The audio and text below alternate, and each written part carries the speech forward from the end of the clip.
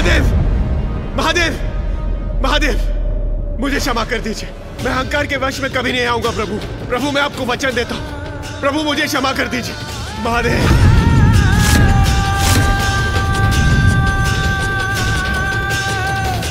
महादेव, महादेव, मेरी याचना स्वीकार कर लीजिए। मुझे क्षमा कर दीजिए प्रभु, मुझसे बहुत बड़ी भूल हुई है। प्रभु मेरी गुहार स्वीकार कर लीजिए, स्वीकार कर लीजिए प्रभु, मुझे क्षमा कर दीजिए।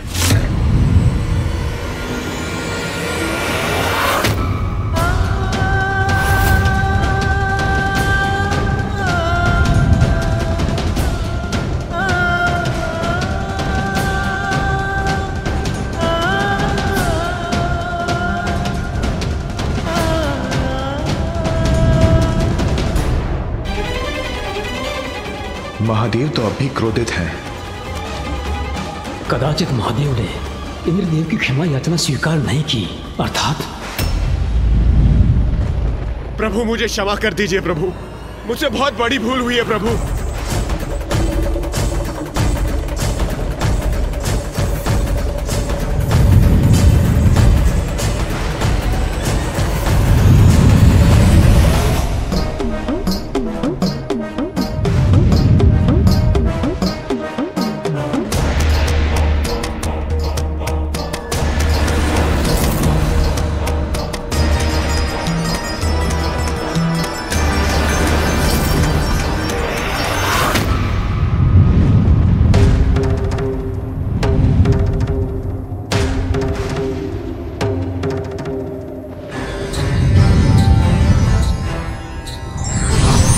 नाथ,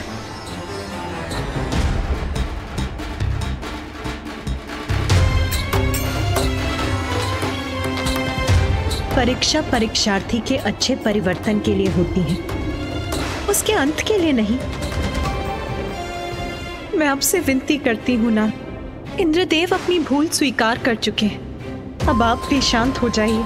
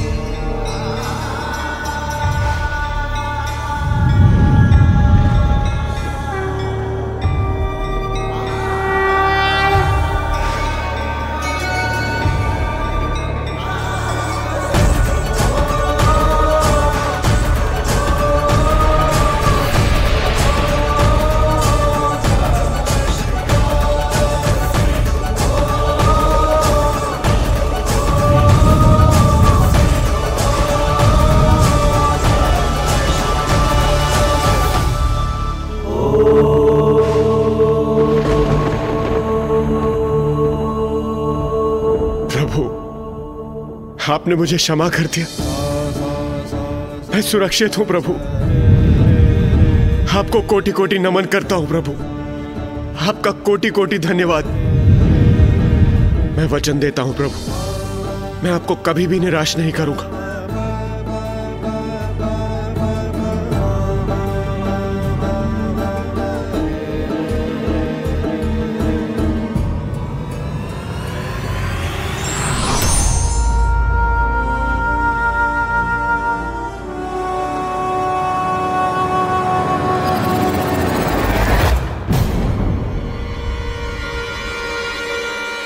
पिताश्री की क्रोधाग्नि तो बहुत निकट आ चुकी है।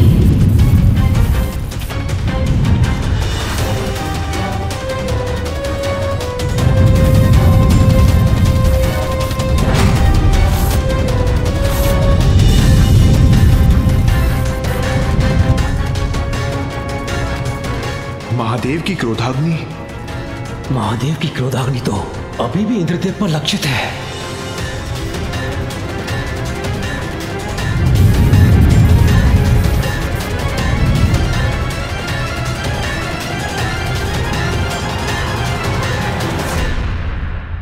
पिताश्री, आपका क्रोध शांत हो गया है, अब तो अपनी क्रोधाग्नि को रोक दीजिए। हाँ हाँ प्रभु, हाँ मान जाइए प्रभु।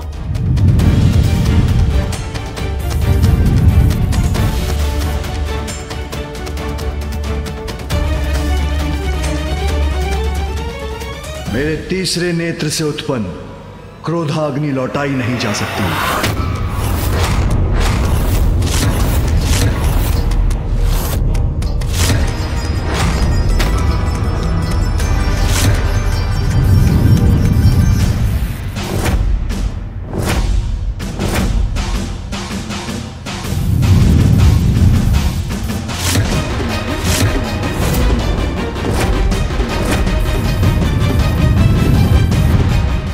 महादेव की क्रोधाग्नि मुझे लीलने वाली, कदाचित यही मेरी नियति है।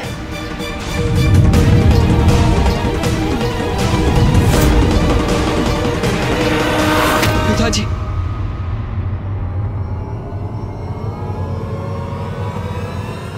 माता, आप भी मुझे क्षमा कर दीजिए और मुझ पर एक और उपकार कीजिए। मेरी पत्नी देवी शची तक मेरे अंतिम संदेश के रूप में मेरे सभी दोषों की क्षमा याचना पहुंचा दीजिए माता।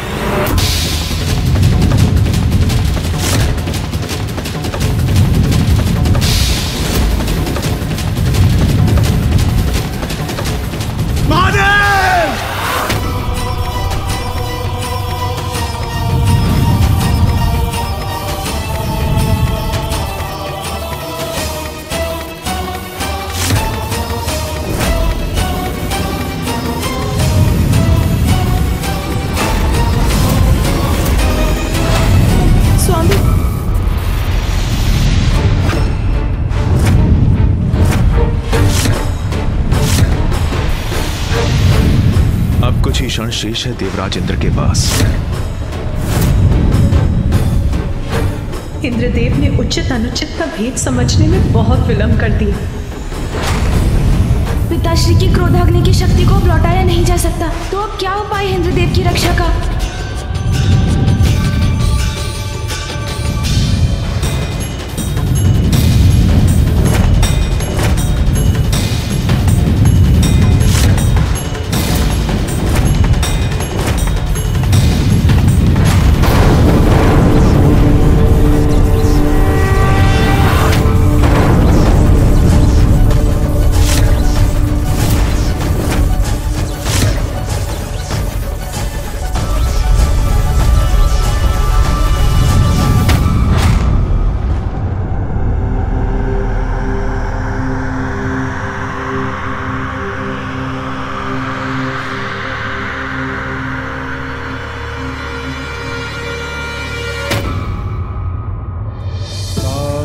महादेव की क्रोधाग्नि मुझसे नहीं टकराई। मैं सुरक्षित हूं।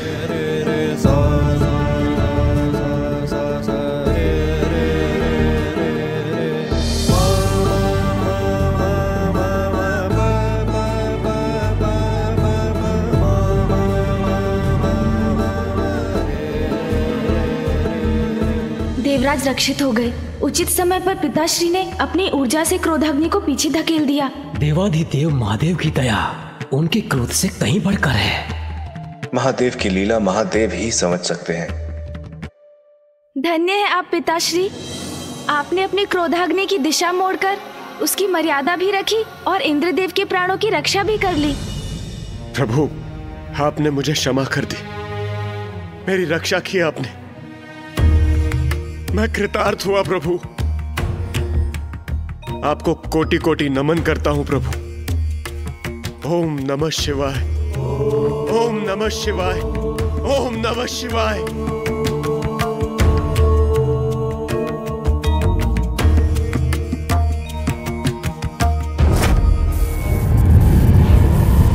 किंतु पिताश्री, आपकी क्रोधाग्नि ऐसे तो शांत नहीं हो सकती। जब तक किसी को लक्षित नहीं करेगी तब तक ये शांत नहीं होगी।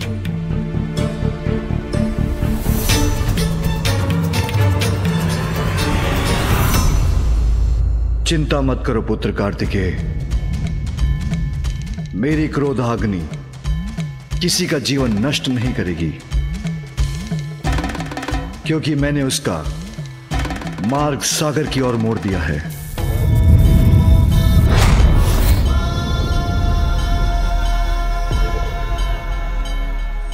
अद्भुत पिताश्री, अद्भुत।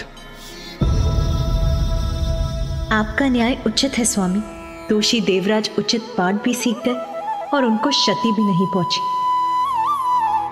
अब सब यथावत है, सब कुशल है। धन्य है पिताश्री।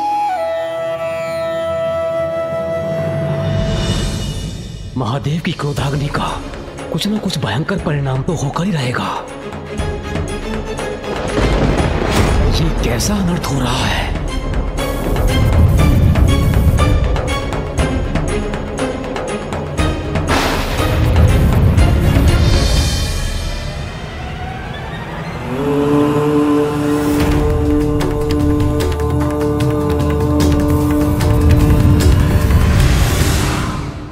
मेरी क्रोधाग्नि अब सागर में विलीन हो गई है। ये शुभता के लक्षण नहीं है। ये सृष्टि पर अवश्य ही कोई नया संकट लेकर आएगा। हर हर महादेव, हर हर महादेव। महादेव की जय हो, महादेव की जय हो, महादेव की जय हो, महादेव की जय हो।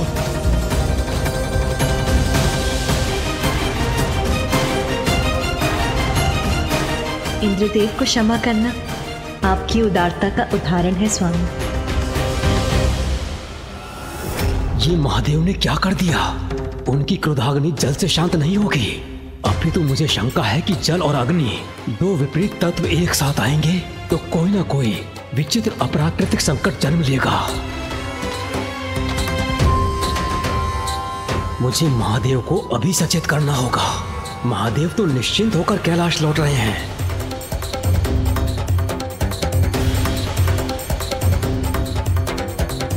किंतु सागर के गर्भ में क्या उत्पन्न हुआ है वो किसी को ज्ञात नहीं। मुझे किसी महासंकट की आशंका हो रही है।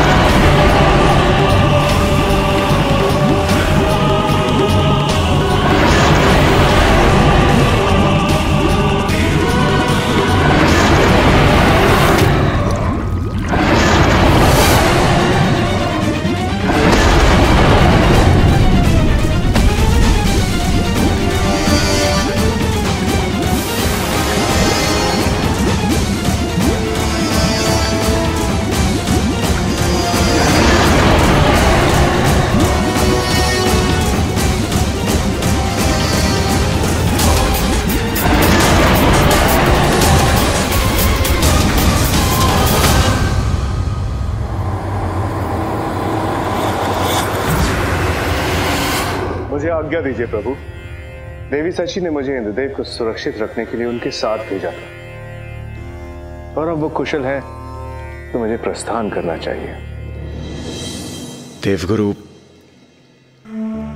अहंकारवश मैंने आपसे बहुत कुछ अनुचित बोल दिया। मुझे क्षमा कर दीजिए। देवराजेंद्र, महादेव की कृपा से अब सब कुशल है।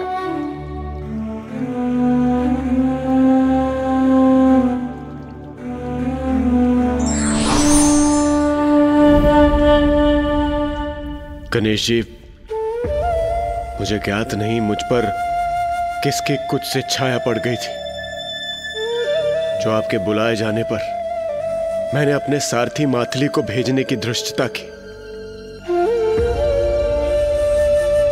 मुझे क्षमा कर दीजिए प्रभु, क्षमा कर दीजिए मुझे। इंद्रदेव, मैंने तो आपको एक अत्यंत आवश्यक विषय पर चर्चा के लिए बुलाया था। यदि मैं प्रतीक्षा कर सकता था तो अवश्य करता। प्रभु, मैं लज्जित हूं, क्षमा प्रार्थी हूं प्रभु। किंतु आपने मुझे यहाँ बुलाया क्यों था? देवराज, ऋषि अंगिरस कैलाश आए थे, किंतु तब पिताश्री ध्यान में थे। ऋषि अंगिरस? वो अत्यंत क्रोधित थे। उन्होंने बताया कि बिना वर्षा के दक्षिण में प्रजा अकाल से कैसे त्राही त्राही कर रही है। ये उचित नहीं है। और इसीलिए गणेश ने आपको यहाँ बुलाया था देवराजेंद्र। अब तो आप भी समझ ही गए होंगे कि ये कितना महत्वपूर्ण है। मुझे महादेव से अपने संशय के विषय में अभी बताना होगा।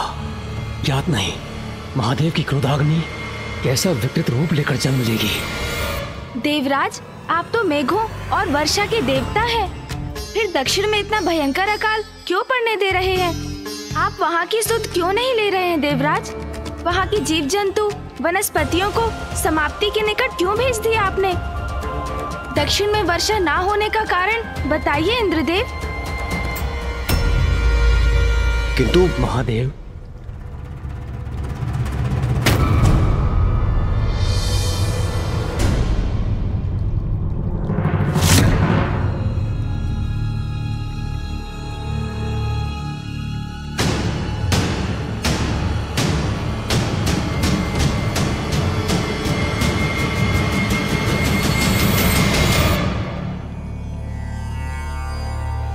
महादेव, ये बहुत बड़ी चिंता का विषय है, हमें अभी चर्चा करनी होगी। अवश्य ब्रह्मदेव। गणेश भी उसी चिंता का समाधान ढूंढने का प्रयत्न कर रहा है। गणेश भी समाधान ढूंढ रहे हैं, अर्थात उन्हें भी सागर में उपस्थित संकट का आभास है। हाँ फूफा जी, मैं इंद्रदेव से अभी अभी दक्षिण के अकाल की चिंता पर ही विचार कर रहा था। दक्षिण में अकाल? आप भी विराजिए फूफा जी। कदाचित ये उचित समय नहीं होगा उस प्रसंग के विषय में वार्ता करना। मुझे इसके लिए प्रतीक्षा करनी होगी।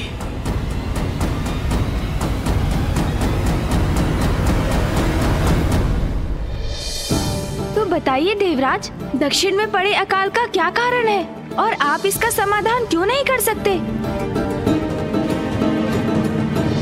किंतु प्रथम पूज्य श्री गणेश जी, कुमार कार्तिकेय, माता पार्वती, दक्षिण में पड़े अकाल का कारण मैं नहीं।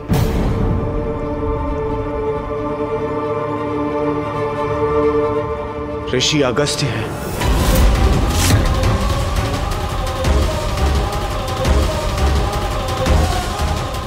ऋषि अगस्त्य? ये ऋषि अगस्त्य कौन है?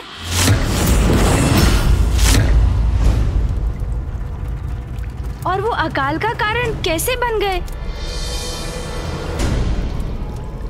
तुम्हारे इन प्रश्नों का उत्तर मैं दूंगा गणेश।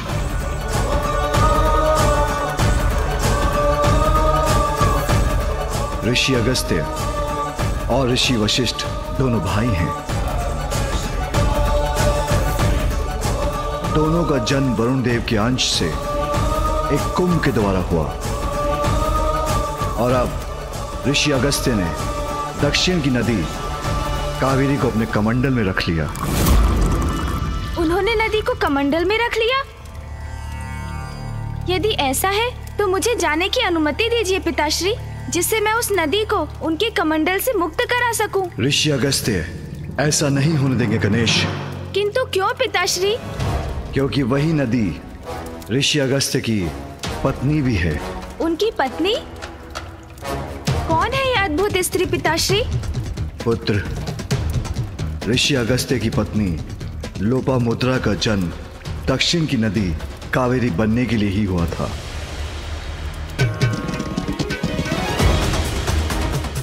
किंतु लोपामुद्रा की नदी होने के बाद ऋषि अगस्त्य ने उन्हें अपने कमंडल में स्थित कर लिया और स्वयं ध्यान मग्न हो गए।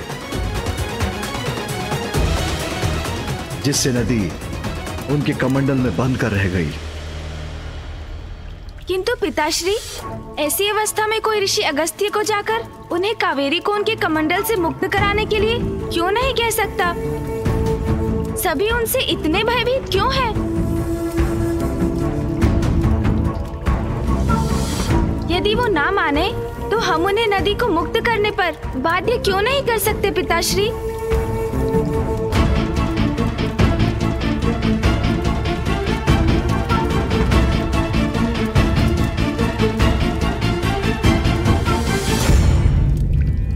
क्योंकि गणेश, ऋषि अगस्त्य की महिमा हम सभी देवताओं से भी कहीं अधिक है। किंतु भैया, वो आपसे अर्थात देव सेनापति कुमार कार्तिकेय से अधिक महिमामयी तो नहीं हो सकते। मुझसे कहीं अधिक महान है, गुरु है मेरे।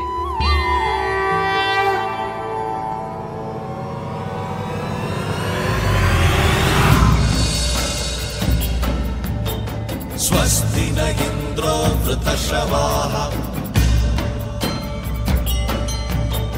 स्वस्ति न पूषा विश्ववेदाः स्वस्ति नस्तारक्षो अरिष्टनेमि स्वस्ति नो बृहस्पतिर्दधातु मानस्तोके गणयमान आयुषिमानो। तपोबल के ही धनी नहीं, ऋषि अगस्त्य तो युद्ध कला के भी बहुत बड़े ज्ञानी हैं।